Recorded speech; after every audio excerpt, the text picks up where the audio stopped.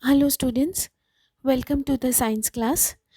We are doing the second chapter, health and hygiene, in which we had learned what is communicable diseases and what is non-communicable diseases, and also we had learned about the definitions and the differences between those two diseases, along with certain names of the diseases which can be categorized as non-communicable as well as communicable.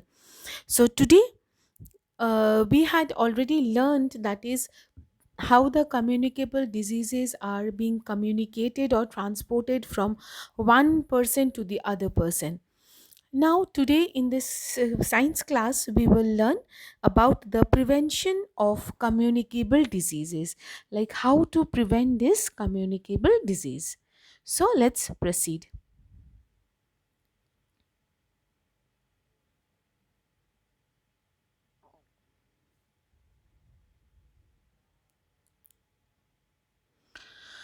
So, first one we are doing, that is, we this is a very general term present, that is, prevention is better than cure.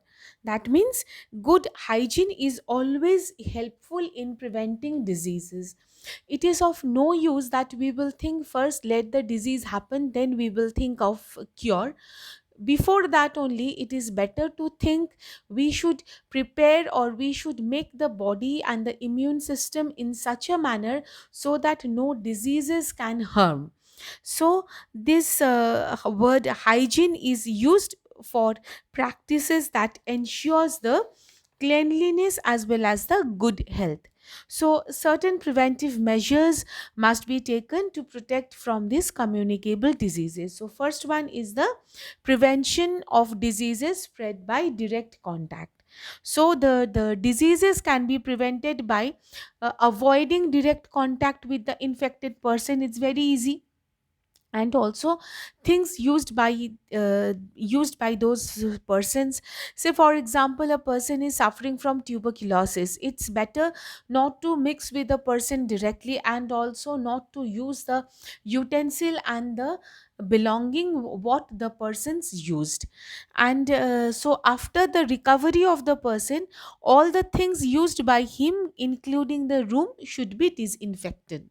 See, the person, or the person who's suffering is our own, but the disease is not own. So once the disease is over, it is always acceptable for the person, like we always should accept the person, but the proper measures has to be taken, like all the belongings and also room of the person where the person used to live has to be disinfected very clearly.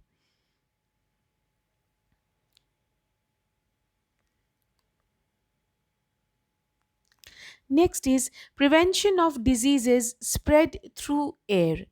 Now, in the picture, a very common scene you can see, that is a people wearing the mask. Even we also wear the mask now due to the threat of coronavirus. Yes, exactly. Why we apply the mask? Because so that the mouth and the hole, that is the nose, has to be covered properly so that virus does not enter. So, a sick person should always keep his mouth covered while coughing or sneezing. It can be applicable for the sick person also, because the coughing and sneezing should have germs in it which have the tendency to infect others. And also, houses should have well ventilated rooms to allow the plenty of fresh air and sunlight into the room, because the sunlight is the natural disinfectant and it kills the germs. So the toilet, bathroom also should has to be regularly washed and cleaned with the disinfectant. Surroundings are also should have to be clean. So everywhere there is cleanliness, along with the some hygienic medium, that is, say, disinfectant, so that it remains clean. At the same time, it also does not contain any germ. So Next one is the prevention of diseases spread through contaminated food and water.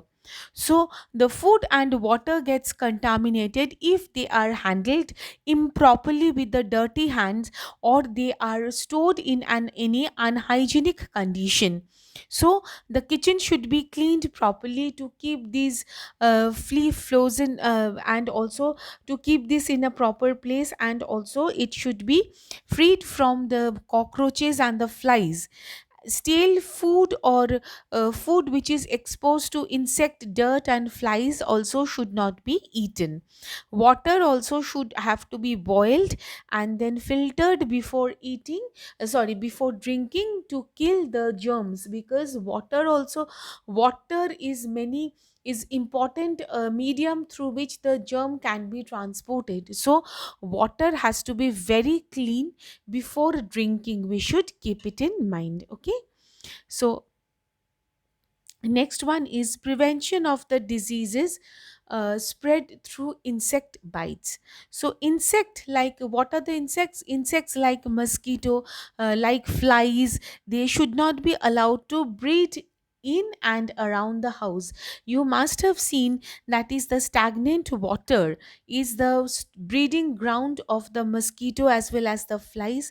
So should not be allowed to keep the garbage and also to collect around the house, and also the stagnant water. And so in and around house should not be deposition of the garbage as well as the keeping of the stagnant water. And water tanks, whatever water tanks are present, this should be covered, and covering it with the wire mesh, which helps in preventing the entry of the mosquito. And also use repellent creams. Many repellent creams are there. You are advised to use the repellent creams to avoid the mosquito bites. And also spraying insecticides in the surrounding also help in killing the insect. All other insecticide has to be sprayed outside, so that the entire area should be remained or should be kept in free of insect. Okay. So these are the ways by which we can prevent the communicate or spreading of the communicable disease. And most importantly, we can use vaccination. This is the most common word now. Vaccination, it is the methods of preventing the germs from causing diseases.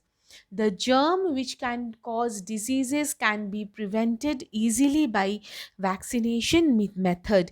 Even they have entered your body. Okay.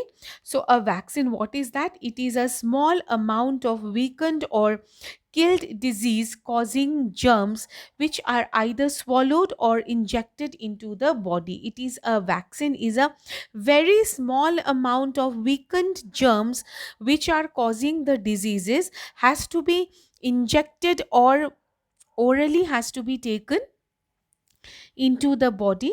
Now, after being injected, the body produces certain antibodies.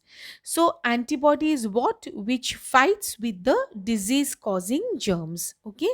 So, the substance remains in the blood and guards the body against the future attack. As if now, just keep it in mind, these substances, after generation, after producing the vaccine inside the body, they produce antibodies which remain in the blood and guard the body against the future attacks and also future disease causing germs.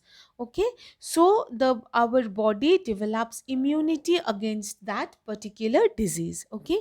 So what are the vaccines are available for diseases like polio, measles, mumps, meningitis, chickenpox, etc., etc. All these diseases are can be prevented with the help of the vaccine. And the process of giving vaccine is known as the vaccination. You must have heard nowadays the vaccine has been against COVID-19. The vaccine has come into the market and it is in the high demand.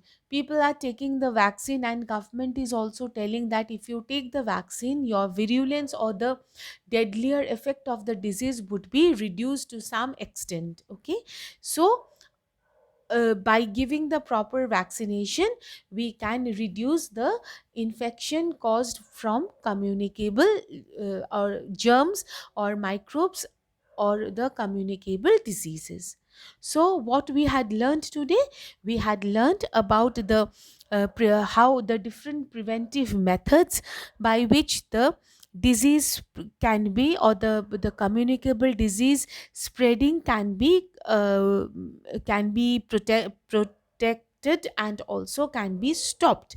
And also in this context we had learned in details about the vaccination. So I think this chapter is clear to you, it is completed. Next day we will start with the question answers. Till then, all of you stay safe. Thank you.